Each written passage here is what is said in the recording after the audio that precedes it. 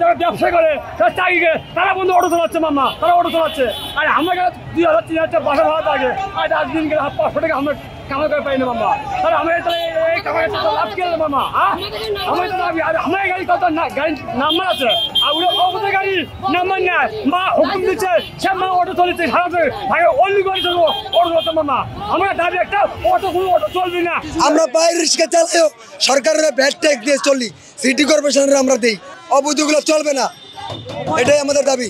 দেশের বিদ্যুতের ক্ষতি হচ্ছে, রাস্তাঘাটে ক্ষতি হচ্ছে, এটা হাইকোর্টে অবৈধ করছে, তারপরে এটা কিভাবে চলে? আমাদের সাধারণ রিক্সাওয়ালাদের অনেক ক্ষতি হয়। প্লেট আছে, নাম্বার আছে, লাইসেন্স আছে, বসে আর অবৈধ অটো, কোনো নাম্বার নাই, প্লেট নাই। আমরা এই দাবি অটো আমরা তুলে যাই বাংলাদেশে, অটো থাকে না, এটাই আমাদের দাবি, এক দাবি। চলবে না রে চলবে না, অটো রিক্সা চলবে না, চলবে না রে চলবে না, অটো রিক্সা চলবে না, চলবে না রে চলবে না, অটো রিক্সা চলবে না। Action action direct action, action action direct action. Auto rickshaw চলবে না, অটো রিক্সা চলবে না, চলবে না রে চলবে না, অটো রিক্সা চলবে না। অটোর বিরুদ্ধে অ্যাকশন, অটোর বিরুদ্ধে ডাইরেক্ট অ্যাকশন। আমরা উঠে চলবো না, না না উপজেলা চলবো না। চললে কি সমস্যা? উপজেলা আমরা বারো মাত্রাই আমরা বললে চলতারি না। অটো রিক্সা চলবে না, আমাদের দাবি মানতে হবে। রিক্সায় মানুষ আর উঠে না, আমরা আজকে 2 মাস ধরে ইনকাম করতে পারি না, আমাদের সংসার চলে না, আমরা কিভাবে চলবো? সারা শহরে অটো রিক্সা চলতেছে। কি দাবি জানাইলেন? আমরা দাবি জানাইলাম আমাকে রিক্সা, যেমন পায়ে রিক্সা আমরা চালাইতেছি, আমাকে পায়ে রিক্সা কোনো খ্যাপ যাত্রী ওঠে না।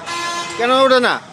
আমাকে রিক্সা পায়ে রিক্সা, আর উনি এসে ব্যাটারি চালিত রিক্সা, ওই রিক্সা যাত্রী কম ওঠে, সকালে 4 জায়গা সময় লাগে না, আর আমাকেও তো সময় লাগে। কিন্তু আমরা আবার ওরা আবার ভাড়ার টানে কম, আমাকে ভাড়ায় কমে পোষে না, আমাকে পায়ের জোরে চালে, আমরা শোলের জোরে চালাই। আর হেরা তো শোলে কোনো জোর না, এরা পিক আপ মারে পটকে টান দেওয়া জায়গা, আমরা তো পিক আপ মারে তো টান দিয়ে যেতে হয় না, আমাকে তো পায়ের জোরে আমরা চালা যাই, আমাকে তো সেই জোর না। আমাকে দাবি এই ঢাকা শহরের মধ্যে, এই ঢাকা সিটির মধ্যে এই অটো রিক্সা চালানো বন্ধ হতে হবে, কারণ তারা অলিগলিতে চালাক, আমাকে কোনো সমস্যা নাই। এই অটো রিক্সা চলার পর থেকে আমি সংসার পাচ্ছি না। আমার 2টা মেয়ে লেখাপড়া করে, কিন্তু আমি কিন্তু ভরণ পোষণ দিয়ে কি লেখাপড়া করতে পারতেছি না। আমি 1 মাস গাড়ি ছিলাম, 5টা বাদ পাইতে পারিনি। আমার রিক্সা জমা, আমার খাওয়া, আমার সংসারে কীভাবে চলে? অটো রিক্সা থাকলে এই রিক্সা মানুষ উঠেই না, চলতে পারতেছি না। আগে অটো রিক্সা চলতো গলির ভিতরে, আর এখন মেন রোডে। গলির ভিতরে আমার সমস্যা নাই, কিন্তু মেন রোডে নামা প্লে হয়েছে। মেন রোডে আমরা খ্যাপ পাই, আমরা চলতে পারি, ডাল ভাত খেতে পারি, এই আমাদের সমস্যা। অটো বন্ধ করতে হবে, যদি বন্ধ হয় সেটাই আমাদের সাকসেস। আমরা পরিশ্রম করে খাবো, পরিশ্রম করে খাচ্ছি, পরিশ্রম করেই যাব। অটোটা অনেক পরিমাণে ক্ষতি, খালি আমাদেরই না, প্রাইভেটের ক্ষতি, সিএনজির ক্ষতি, পায়ের চালিত রিক্সার ক্ষতি, বাস ট্রাক যা কিছুর বলেন সব কিছুরই ক্ষতি, বিদ্যুতের ক্ষতি, সব কিছুর ক্ষতি। খালি বন্ধ হলে আমাদেরই সুবিধা না, বিদ্যুতের দিক দিয়ে সাশ্রয় হবে অনেকটা।